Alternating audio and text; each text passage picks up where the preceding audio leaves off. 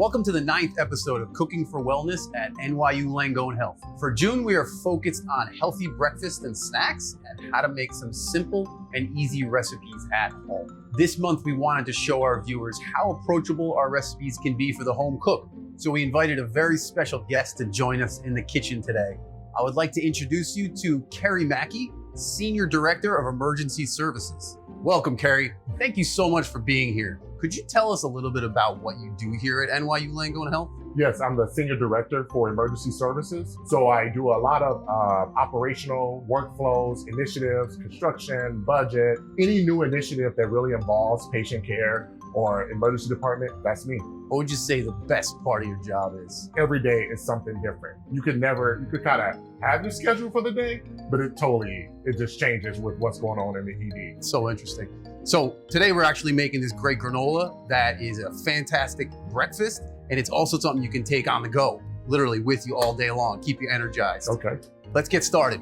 Let's get started. So the first thing we're gonna do is we're gonna preheat our oven to 300 degrees Fahrenheit. You're gonna go ahead and grab your bowl and your whisk. So we're gonna crack 2 eggs right into the bowl, but we're only gonna use the egg whites. Go ahead and take these. Okay. We're gonna crack right on the edge of the bowl, and then we're gonna do our best to not allow the yolk to fall out. Just gotta use the half a shell. All right. Don't worry, if a little bit of the yolk falls in, it's okay. Okay. No sweat. A little bit fell in. It's okay. This time, wait, what do I do? you're gonna do that right all over again. You got it. If you drop a little bit of yolk in, it's totally fine. Go ahead and grab your whisk and just start to whip some air into the egg. And so if I don't have this at home, this whisk, that's what it's called? You can also use a dinner fork. Oh, a fork. Okay. Fork will work fine. Okay, so now we're gonna add our wet ingredients right to the egg. We're gonna add about 3 tablespoons of coconut oil, a little bit of vanilla extract, just about 1/4 teaspoon, and then you have some maple syrup, 3 teaspoons. Go ahead and add that. And this is to sweeten it, or? Yeah. Okay. So rather than leave out the sweetener altogether, we're using a natural sweetener. So let's mix that a little bit with our whisk and grab that rubber spatula. So we have and 3. If I don't have this at home, I just use a spoon, yeah, right? Just use a wooden spoon. Because I know how to have this. So we're gonna add 3 tablespoons of almond butter right to our mix. And if you don't have almond butter? Peanut butter will work great. All right, good. I have sunflower butter, any type of nut butter here would work fine. And then just go ahead and give that a stir. Just do your best. Just gently try to incorporate the best you can. Okay. You know, this is my first time actually doing something real. You're a natural. Now, literally, we're gonna go ahead and add our oats. We have 2 cups of rolled oats. Okay. Go ahead and add that right in. We have a 1/2 cup of sliced almonds. It's another boost of protein. So between the almond butter, the raw almonds, and the egg whites, so literally we're a ton of protein in this bread. We have some pumpkin seed and some dried coconut flakes. And what's the substitute for coconut flakes, or is it just? I'm not sure.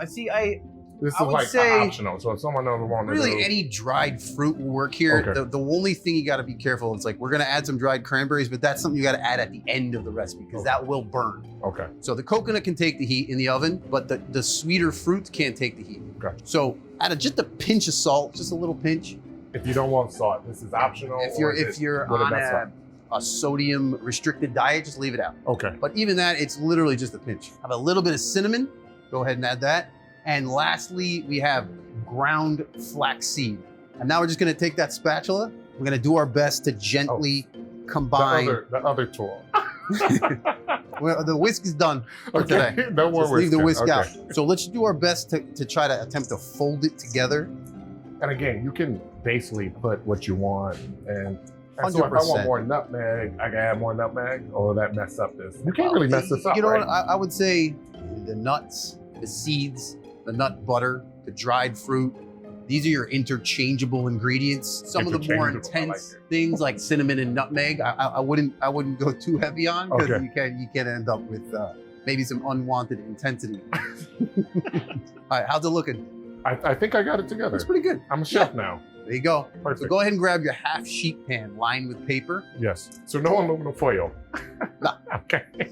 Aluminum foil is reactive with food, especially acidic food. I mean, not that we're using acidic food now, but it's just something I try to avoid. It also, when you're cooking in the oven with aluminum foil, sometimes stick to the food. So this is a very simple parchment paper. Let's go ahead and spread that out on our sheet pan.